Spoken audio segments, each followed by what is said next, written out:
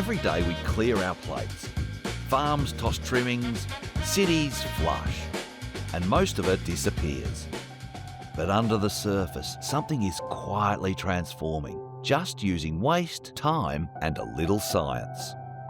This is anaerobic digestion, an oxygen-free process where sewage, food scraps, and farming and agri-waste can be broken down into biogas. And once upgraded, in simple terms, it then becomes biomethane.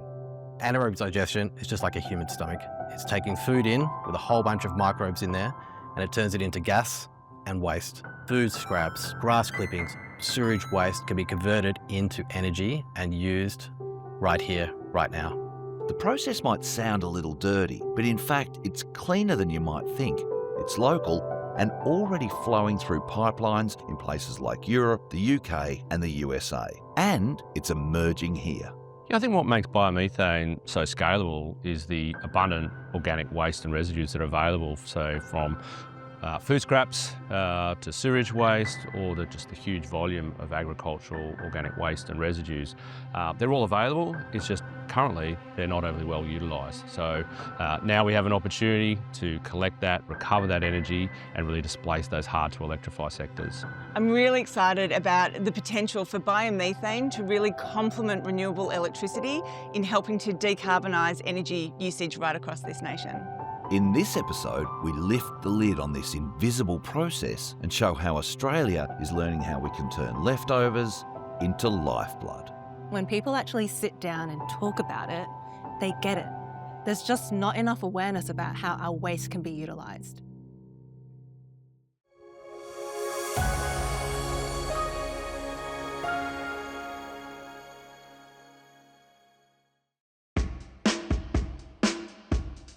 It's not just a tank, it's a system, an ecosystem you could say. What goes in comes out as biomethane gas, CO2 and fertiliser. At Malabar in Sydney, it's brewing, not burning. To convert biogas into biomethane, a number of impurities need to be removed to ensure the safe, quality gas can be injected into the network.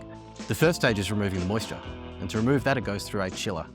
A chiller is essentially an air conditioner for gas and lowers the temperature to allow the water to drop out.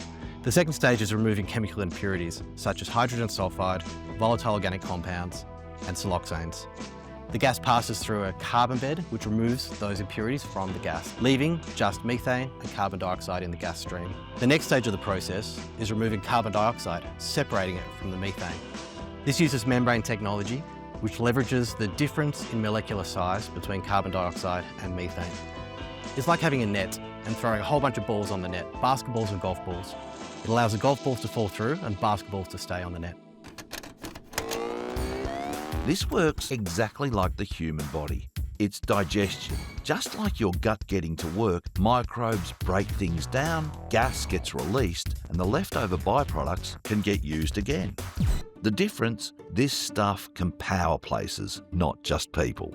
We have this strange situation in Australia today where we're the third largest exporter of liquid natural gas, and yet here we are dealing with gas shortages on the east coast of Australia in the gas pipeline market. So renewable gas not only helps us to improve the utilisation of waste in the sector, it helps to transform the agricultural sector, or at least diversify it into new and exciting applications and markets. It really helps to address this issue of energy security. Biomethane? Natural gas?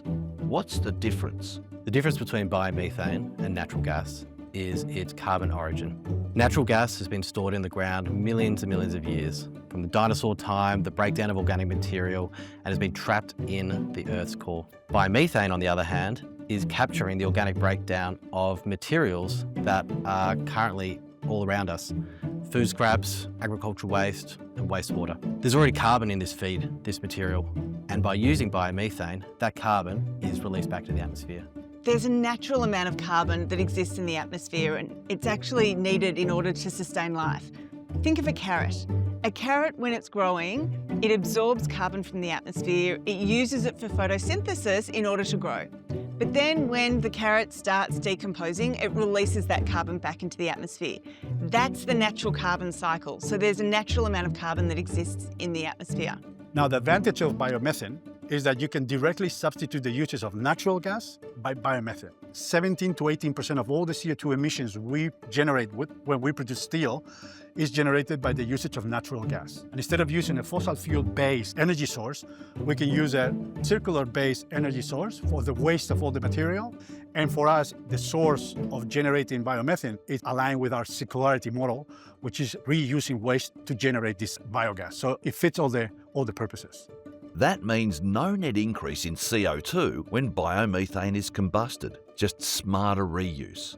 A fuel to help power industry.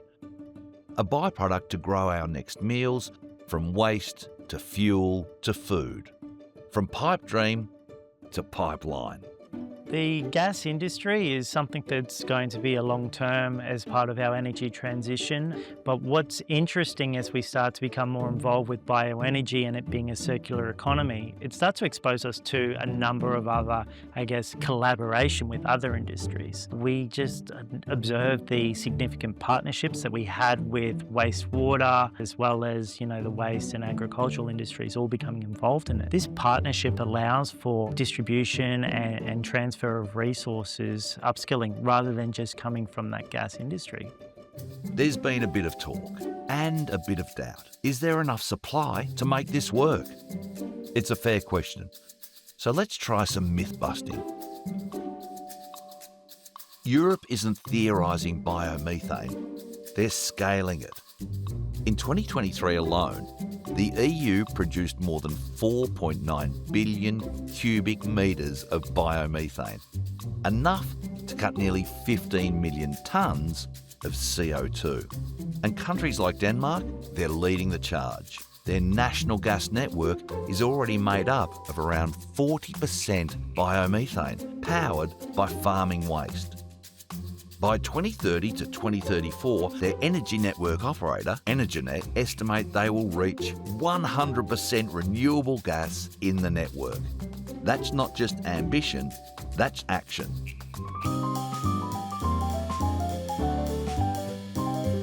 So, what about Australia? So internationally, it's taken off. Germany has shown that they can produce, in 1 year, 10 to 15% of our East Coast gas product. Australia is in a unique position to grow our way out of this problem. Not a lot of other countries can do that. We have this enormous unused resource and we have a system to put it into. So I think we should take it up. I think people should support it. Gas has been demonised and has always been linked to fossil fuel gas and carbon dioxide emissions. However, biomethane is just recycling waste. According to ARENA's bioenergy roadmap, by 2050 there could be enough biomethane produced to replace around half of the current national gas use or the entire industrial use.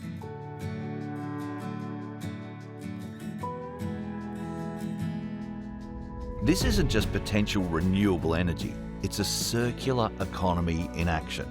The waste produces renewable gas. The gas helps to keep industries running. The byproducts help to fertilise the crops. The crops are harvested and it all begins again. It's a cycle and it's already demonstrating its potential overseas.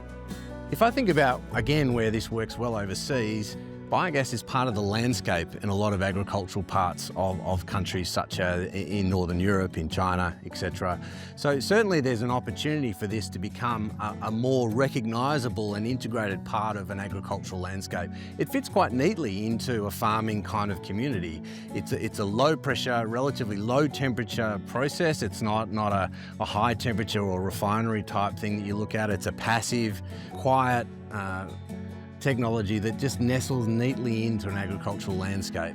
At the same time, it's actually profoundly changing those communities. It's providing permanent, ongoing, full-time equivalent roles across that value chain. So it's a really fantastic multiplying story for all in regional Australia. So yes, I think it has great potential to be replicated in multiple locations around the country.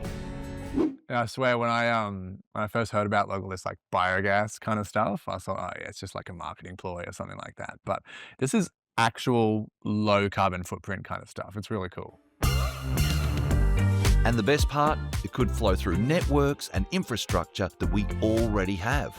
Same pipes, Same systems, same appliances, fewer costly and time-consuming overhauls. Look, 27% of Australia's industry requires the use of gas. Without that, they would struggle. Gas is absolutely critical to a lot of big, heavy manufacturing industries, to food-based industries, to restaurants and cafes across the state.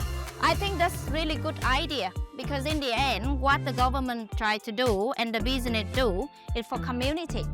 Leftovers, sewage, crop residues. It's not waste, it's work. Anaerobic digestion is doing more than just creating gas. It's a blueprint for how we rethink resources and waste management. Food becomes fuel. Fuel becomes food, with a few steps in between. But how could all this potential renewable gas be used? Next up, we follow just a few of the country's biggest gas users. The factories making your bricks, beverages, steel, paper and packaging, and how they're aiming to turn waste into industrial power at scale. You're watching Fuel for Thought.